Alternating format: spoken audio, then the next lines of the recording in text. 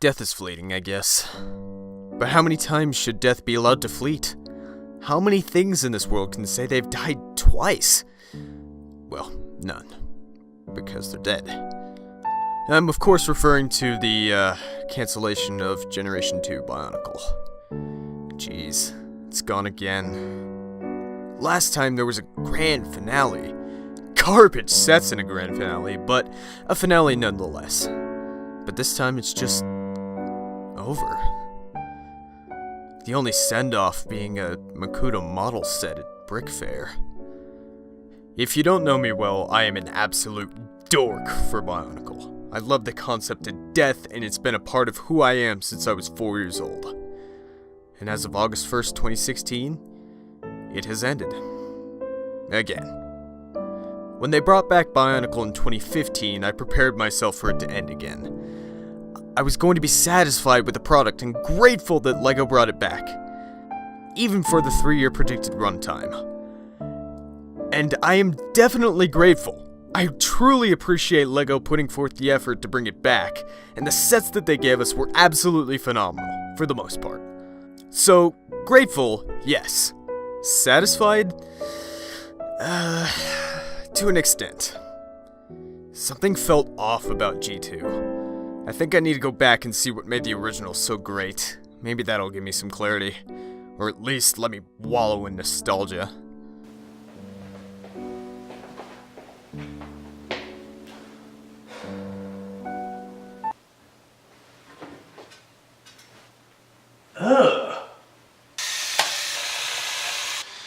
Note to self, never tried to grow facial hair outside of sideburns. Jesus.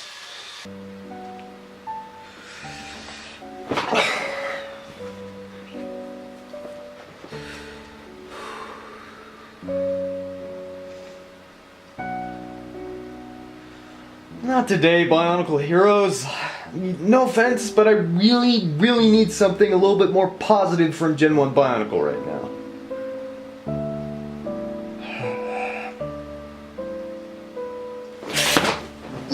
No, I need something that represented the core essence of Bionicle, that really represented what it meant.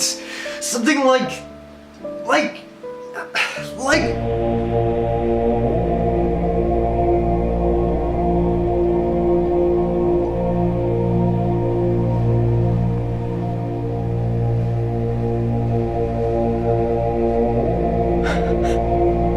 Well, hey there. It's been a little while. Wouldn't you agree? Old friend?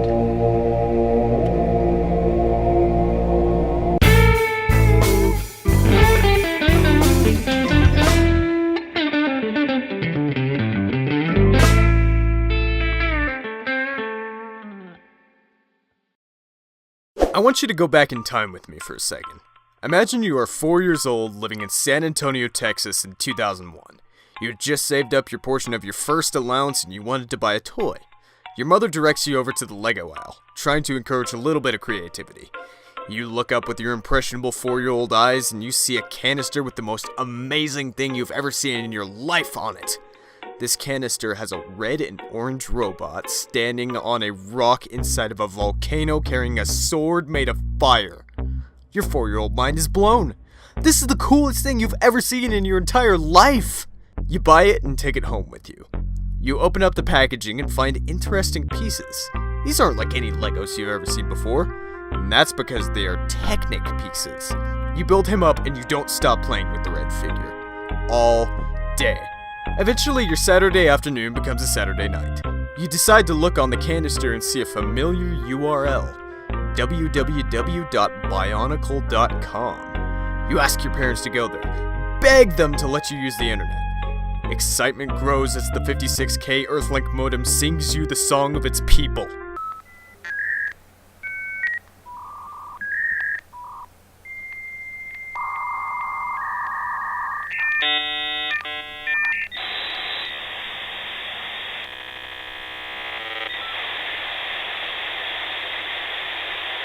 You've got mail.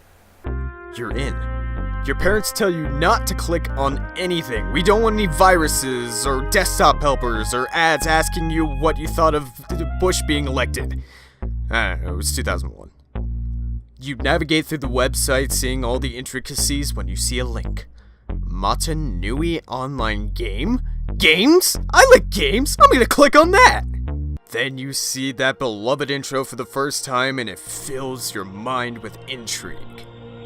What do these rocks mean? Why is it so atmospheric? I have so many questions. Then you hear the sounds of the beach. This is the story and how I was introduced not only to the world of point-and-click adventures, but the storyline that would change my life forever. If you're in and around my age, you may remember playing with Bionicles when you were a kid as well. But if you were, or for that matter still truly are, in the fandom, this was probably your first introduction to the story as well. And that's what made Bionicle so special back in the day, is the story was a lot more complex than your average run-of-the-mill toy line. Sans maybe the Star Wars toys. And that is what Nui Online Game provided. A world for you to explore with all your favorite sets in a supporting role while you take the center stage. This is a great example of an open-world, first-person, point-and-click adventure in the vein of Myst. And honestly, I think it comes somewhat close to being equally as good. Macleod, as it's commonly abbreviated as, was developed by Templar Studios, who at the time had never touched Adobe Flash before. So of course, this game isn't without its problems, but it is still a great addition to the first-person point-and-click adventure genre. And because of this, it was a key factor in Bionicle's rise to popularity. I think a little trip down memory lane will be good for me. Let's dive right in, shall we?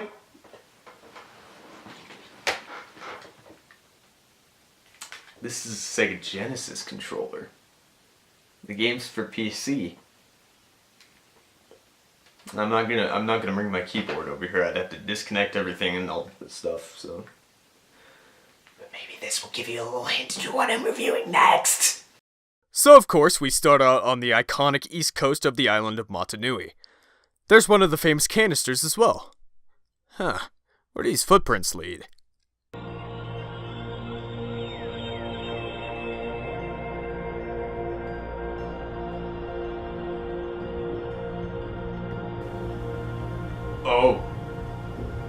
Oh, I felt that. What you just experienced there is truly the best thing about this game. The atmosphere. The art style, the music, the dialogue, all of these elements work in tandem to make you really feel like you're on the island. Let's start out with the art style, shall we? It's almost minimalistic, meaning that there are a lot of shapes with just one color that are basic polygons without too many gradients or shading, but when working in tandem with other shapes it creates something a little bit more detailed. There's a distinct color scheme for each of the areas of the island that really make it feel alive. The contrast as well makes everything pop, and the way each area is drawn really fits the area. Hawaii can feel open like a vast desert, while Liwahi is like a jungle and it's drawn to make you feel cramped. These characters look pretty close to the original sets as well, and they actually have a lot of movement given the flexibility of the original sets.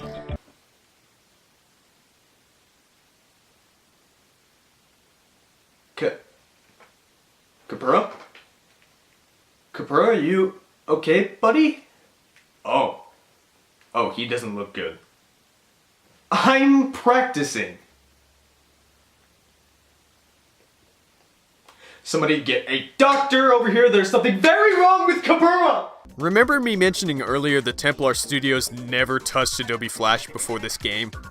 Because of this, they released Macleod in monthly episodes back in the day to get a better feel of the program. Meaning for the most part the shapes look awesome, but there are some parts in the early part of the game that look rough. I mean, really rough. Especially when it comes to the Picari. For whatever reason, these guys have a hell of a time drawing the Picari.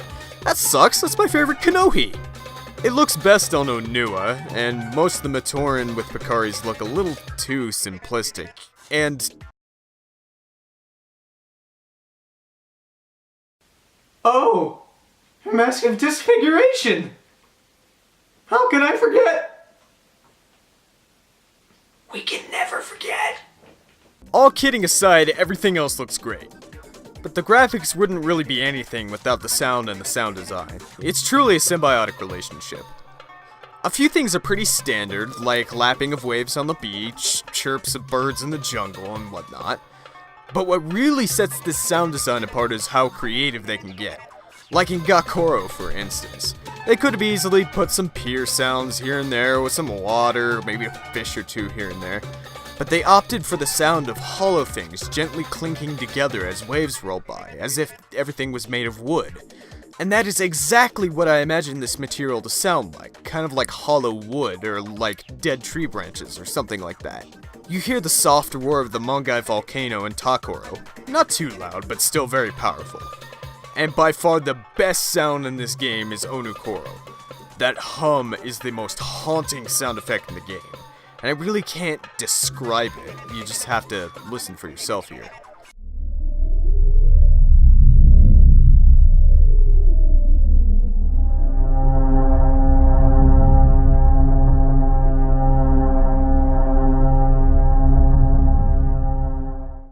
The main thing that people remember from this game is the story. And being the first Bionicle game that ever came out, this takes place during the first Bionicle storyline. More specifically, the Catherine Hopka coming-of-age Toa Mata storyline. And actually, you don't play as the Toa. The Toa take a back seat where you play as a Matoran the entire time. And, a little bit of spoiler, you play as Takua! Oh yeah, you know that's such a big spoiler. You don't play as a human in the Bionicle world, you play as a Matoran. Somebody learn Mania! The reason why you play as Takua is actually pretty ingenious. The very first Bionicle game, actually, was Tales of the Tohunga for the Game Boy Advance, in which you play as Takua. That game ends with Takua being flung across the island, to which he lands on his face. And, you know, that might cause a little bit of amnesia here and there. So this paves the way for all the dialogue to make sense. If you have amnesia, it would make sense for you to be asking questions constantly and trying to rediscover everything. Even if you do play as a resident of Mata Nui. Like I said before, you play through this story while the main story is going on. It intersects with some of the major points of action in the story, like Tahu proving himself to the guard, Gali saving Gakoro, Pohatu going blind while fighting the Nui Jaga, Kopaka wandering around the frozen wasteland, only appearing to save Matora at the last minute like some loner edgelord. Yeah, that's right, forget about complaining to Tumblr if you want attention. Back in my day, real edgelords hung out in frozen wastelands. you know, like you normally do. That's the thing that happened, right? And of course, let us not forget the coolest cutscene in the game. The fight between Onua and Liwa. Which, in order to get to, you have to go through the most difficult part of the game just to get through it. Jesus Christ, why is this? This fight, in my opinion, is the coolest fight in the entire IP's run. Yes, I think it's cooler than the Mata Nui vs. Makuta Pterodax fight, where Mata Nui pretends he's Dwayne The Rock Johnson and bashes Pterodax's face in with a planet. I know that's probably an unpopular opinion amongst the community. Huh. You know, unpopular opinions seem to be a reoccurring theme on the show. I'm not sure if I like that or not. Now, the one thing that I would consider that would be the game's weakest element is the gameplay. And that's because mostly takes a backseat to the exploration element. So because of that, it's not bad. It's just, rather simple. But, to be fair, that's a trope of most point-and-click adventures. And that's mostly what you do. You click on things. Now, it's not like humongous entertainment levels of clicking on things where you literally can click on everything in the room and only like one or two things actually do anything. It's more like anything you click on either brings you to a new area or gives you more dialogue to progress the story or flesh out the world. Sometimes there are puzzles that you will have to solve to progress. Some puzzles are a little bit more go find the thing kind of puzzles, but there are other puzzles that are a little bit more elaborate. None of them are incredibly hard. The other forms of gameplay are okay. Not great, but okay. The aforementioned Guko fight is stupid hard. Pohatu's minigame is David Beckham's penalty kicker 2001. And the final boss is actually kinda cool. After you visit all the Suvas, you find out from Tarag and Nuju that the Toa are about to gather at the Suva at the center of the island. In which that point you need to... Okay, hang on. I gotta interject something here that I have a problem with. This has bothered me since 2004. Why does Nuju speak in a series of clicks and whistles again? In the comics, he spoke perfectly fine. He spoke the same language as everyone else. But why does he need Kopik to translate for him? This has always baffled me. Why does him becoming an old man warrant a new weird language? It's like if I were to break out speaking backwards in the middle of a sentence. Hey, what's going on, guys? Hey, how's it going, Sam? Hey, what's up? Alright, so I got the copy of the release everyone wanted. What the hell did you just say? I said I kill it.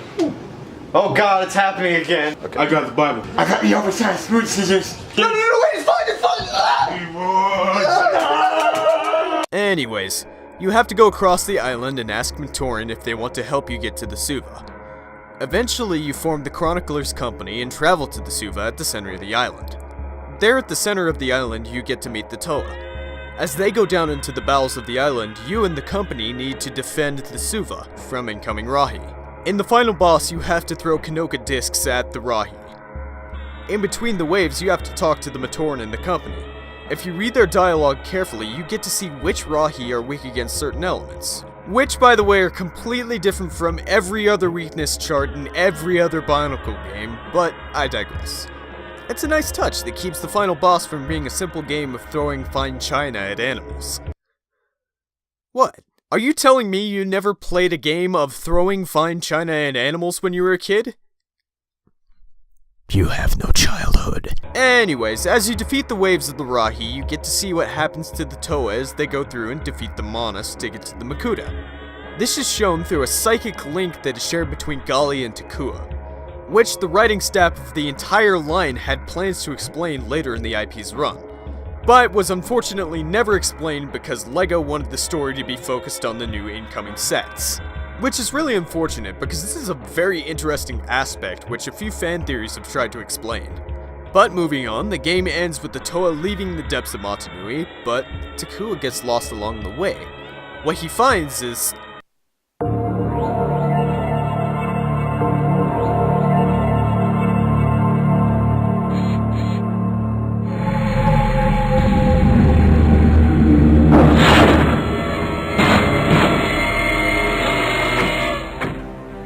What is that? What is that? It's so cool, but it's awesome, but it terrifies me. It scares me, but it's cool, and it terrifies me, and it scares me. It's scary, but it's awesome. I like it, but I'm afraid. Well, actually, we do know what this is. I skipped over this, but when you're in Kawahi, you end up passing out in the snow. You eventually find Matoro, who revives you. When you are asleep, you have a vision of a symbol and some text. But if you're a dork like me and you know the Matoran font fluently, you will know that reads, "Beware the Swarm." Oh yeah, baby, we're getting into the Bow Rock!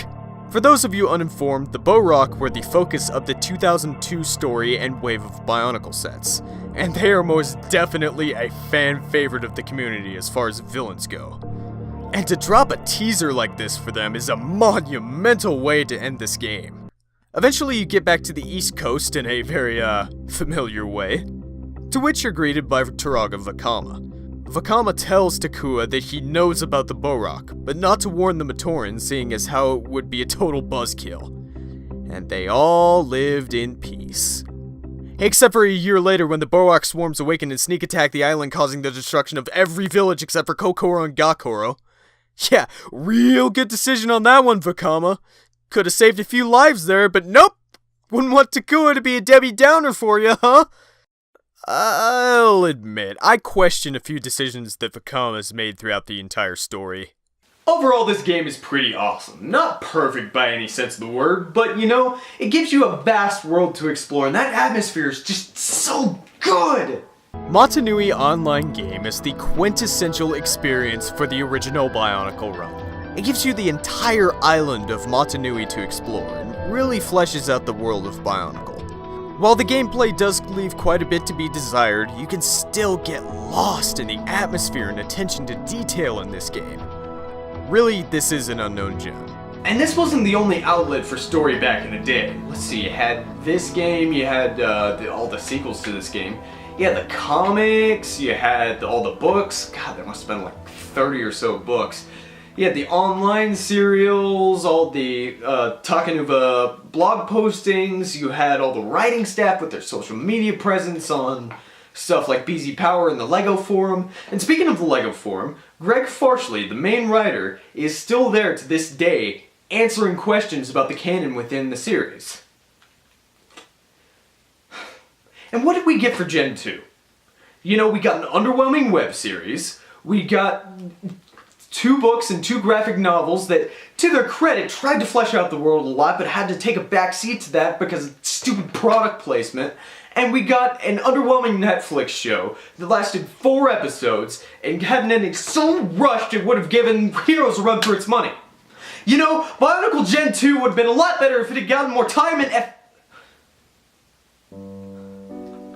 Time. Time.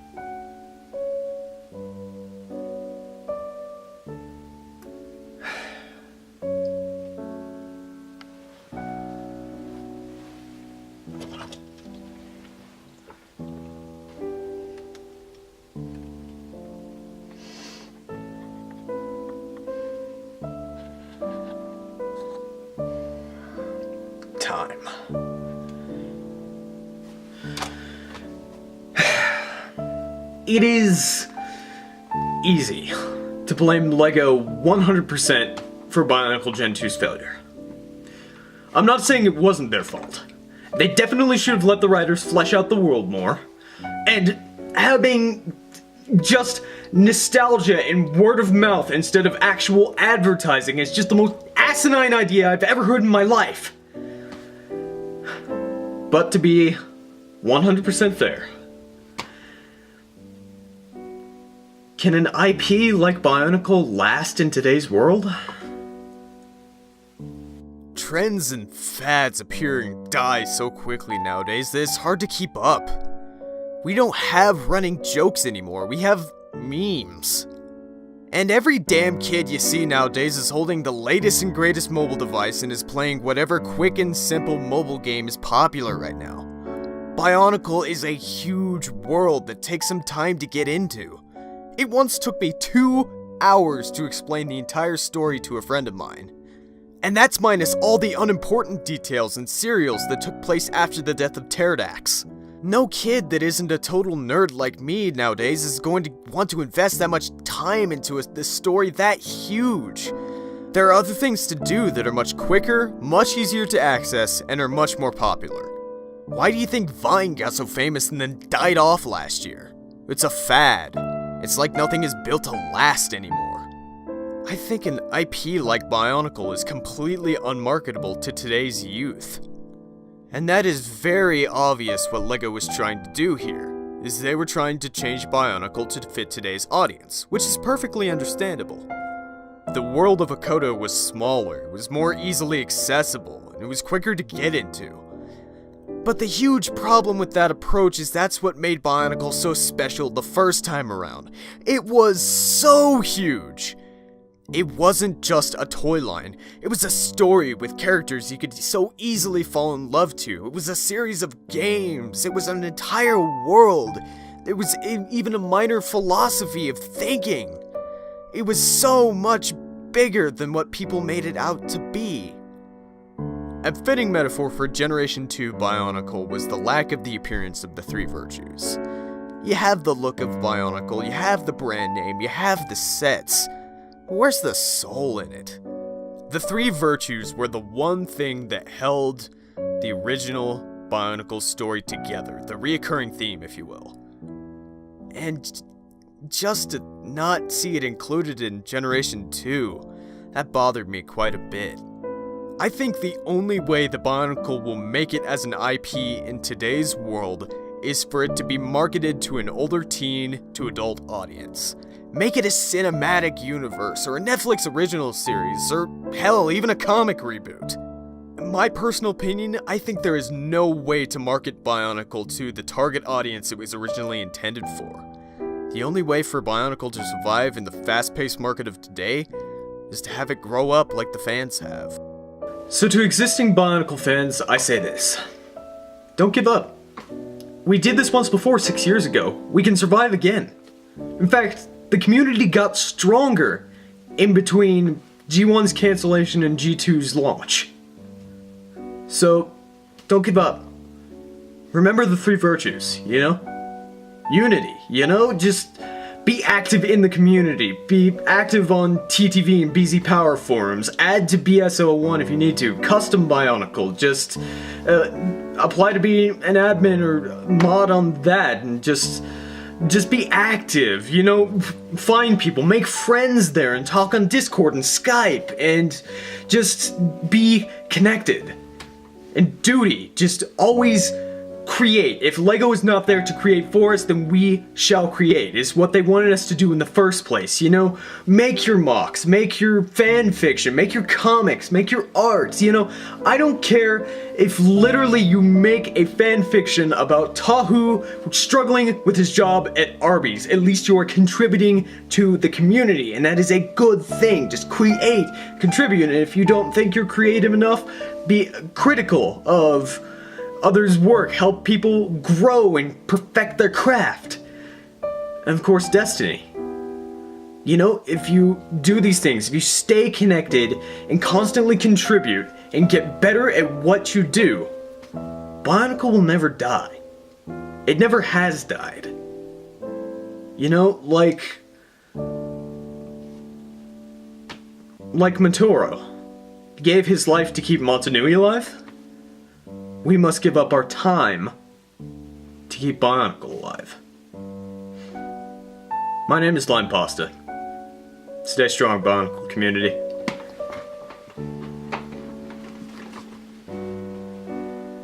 One last idea before I go. You know, to show that we are still alive as a community, I want to propose this idea real quick. Wear your favorite Kanohi around your neck. If you have a favorite Kanohi, and you have a small chain, you can pick them up at Michael's or your local arts and crafts store. Wear it around your neck, to prove that we are still alive. As for me, I'll wear a silver Picari around my neck. But this is to show that we are not dead. We are alive, and we're kicking, and we're not going down without a fight. Oh yeah, also, Nui Online Game, go play it, it's free right now, out of 10.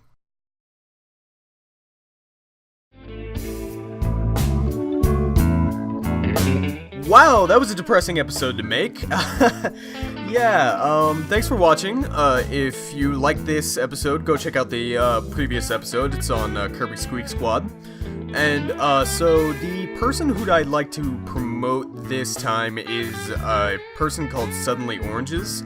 He has a web series right now called Reviving Bionicle, and it's kind of a spiritual successor to RB and the Chief, but, you know, without a disappointing ending, if you know what I mean. Anyways, yeah, it's really funny. It has a lot of really good cinematography, actually, and, if you like Bionicle and you like a lot of in-jokes related to Bionicle, you'll love it. I know I love it, so yeah, go check that out. Otherwise, I have nothing. Stay tuned.